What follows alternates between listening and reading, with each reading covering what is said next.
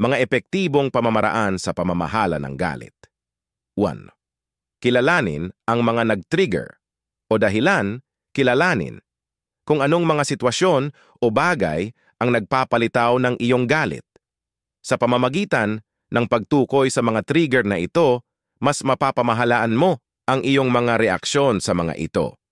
2. Isaalang-alang kung ang iyong galit ay nakatutulong o hindi nakatutulong. Bago ka tumugon sa galit, tanungin ang iyong sarili kung ang iyong galit ay produktibo o nakakasira.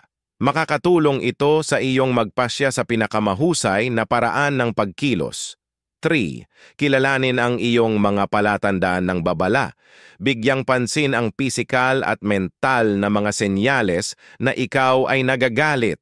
Maaaring kabilang dito ang mabilis na tibok ng puso, pakiramdam na nag-iinit o nagsisimulang sumigaw. 4. Mag-time out. Kapag nagsimula kang makaramdam ng galit, magpahinga sa sitwasyon kung maaari. Makakatulong ito sa iyo na huminahon at mag-isip ng mas malinaw. 5. Gumamit ng ako na mga pahayag.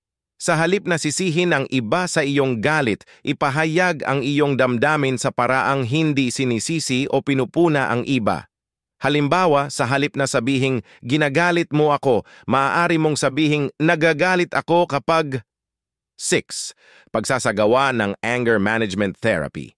Maaaring kabilang dito ang iba't ibang mga pamamaraan upang makatulong na pamahalaan ang galit ng mas epektibo. Tandaan, ganap na normal ang makaramdam ng galit, ngunit mahalagang pamahalaan ito sa isang malusog na paraan. Kung nahihirapan ka sa pamamahala ng galit, maaaring makatulong na humingi ng suporta mula sa isang propesyonal sa kalusugan ng isip.